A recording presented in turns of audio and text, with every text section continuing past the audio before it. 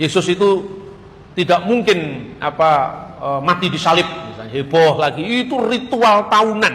Setiap tahun kita menghadapi itu. Dan biasanya kita orang Kristen mengadu ayat. Makanya kami ayatan. Sebab apa? Orang lain yang menyangkal salib juga punya ayat. Kalau ayat diadu dengan ayat, akhirnya terus jadi tukaran. Tidak selesai. Makanya saya katakan, sudahlah. Kamu kalau saya bacakan Alkitab saya, aku ya ora percaya. Mergo kowe ngarani kitabku palsu kan itu kan? Nah, kalau nanti saya ngutip ayatmu malah iso mlebu penjara karena penodaan agama. Sekarang tak tutup Alkitabku, tutupen kitabmu wani ora. Yesus disalib ora? Disalib, itu fakta sejarah. Nah, saya ingin kalau Kristen memelihara hari-hari terakhir kesengsaraan Kristus lewat puasa, doa ya. Makanya ada praktek puasa dan praktek menghayati Via Dolorosa dari abad pertama Masehi, seperti tertulis dalam buku Didache tadi. Tetapi juga ada catatan sejarah. Lah kenapa Yesus pernah hidup di muka bumi, masa tidak ada catatannya? Ketika gereja menekankan bahwa yang disalibkan pada masa pemerintahan Pontius Pilatus, apa artinya? Jelas kapan dia disalibkan, pada masa siapa, kaisarnya siapa, wali negerinya siapa, jelas sekali namanya Pilatus wali negerinya. Dan itu tercatat dalam dokumen sekuler, artinya dokumen di luar gereja.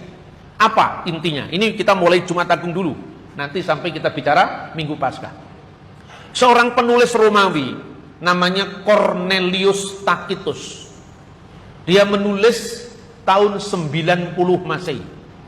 Yesus disalibkan 14 bulan Nisan tahun 33 Masehi. Sekarang dihitung 90 dikurangi 33, berapa tahun? 57 tahun. Proklamasi dari kita sekarang berapa? Tahun 45 sampai tahun 2022 lebih dari 70 tahun. Kok kue percaya? Wis 70 tahun luwih kok percaya? Ini catatannya Pak, di mana catatannya? Proklamasi kami bangsa Indonesia dengan ini menyatakan kemerdekaan Indonesia. Jelas Jakarta 17 Agustus 1945 atas nama bangsa Indonesia, Soekarno Hatta. Wis enek catatannya. Koran-koran di zaman Jepang ada catatannya. Lah matinya Kristus sampai fenomena kebangkitan Yesus itu catatannya di luar Alkitab juga ada. Mula rasa ngrungokne wong waca Alkitab kok cukup. Karena apa? Itu kaidah iman kita. Kita tidak boleh mendasarkan kebenaran iman kita dari opini orang lain. Nah, Cornelius Tacitus itu mengatakan dalam bahasa Latin begini. Auctor nominis eius Christus. Kristus yang dari namanya orang-orang itu berasal, artinya orang-orang Kristen. Disebutkan demikian, Tibero imperitate per procuratorem Pilatum supplicio advectus erat. Telah disalibkan pada masa Kaisar Tiberius di bawah prokurator kita Pontius Pilatus. Ini tahun 90 itu saya catatan menunggu.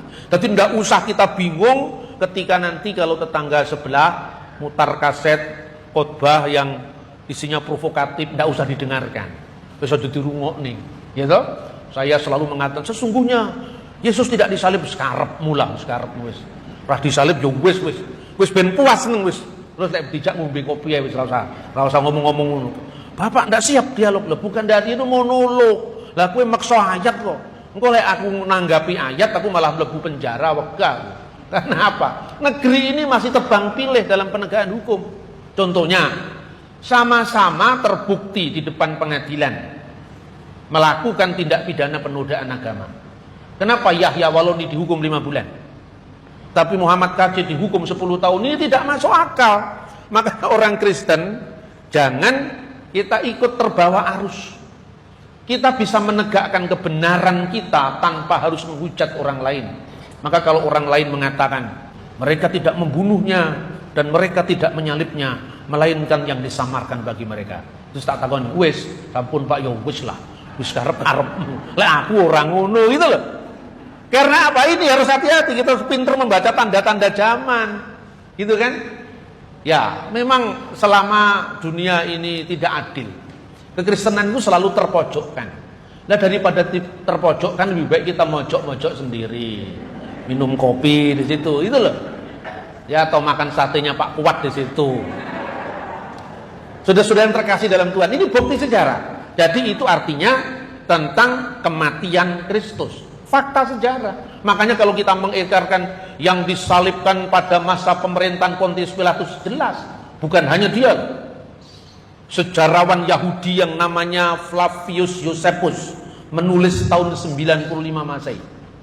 Pada zaman itu ada seorang bijaksana yang namanya Yesus. Itu pun kalau boleh disebut manusia, sambil ngecek dia, karena orang Kristen memiliki keyakinan bahwa Kristus itu Tuhan lebih daripada manusia. Dia suka membuat perbuatan-perbuatan ajaib, katanya.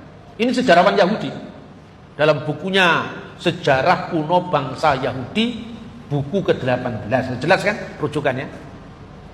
Kemudian diteruskan, dia mengumpulkan murid-muridnya, baik dari kalangan Yahudi dan bukan Yahudi. Dicek dari Alkitab. Yesus menyembuhkan seorang perwira di Kapernaum. Dia bukan Yahudi kan? Yesus memiliki murid ya, yang namanya Yohana istri Kusa, seorang pejabat saat itu. Yesus menyembuhkan seorang wanita di Siro, Fenisia, wilayah Sidon, wilayah Libanon, bukan Yahudi. Dan juga orang-orang Yahudi, khususnya dari 12 muridnya dan dari 70 muridnya yang lain. Karena dalam Lukas, selain Kristus memiliki 12 murid, sesuai dengan jumlahnya umat Israel yang terdiri dari 12 suku, juga ada 70 murid yang meneruskan jumlahnya 70 tua-tua Israel.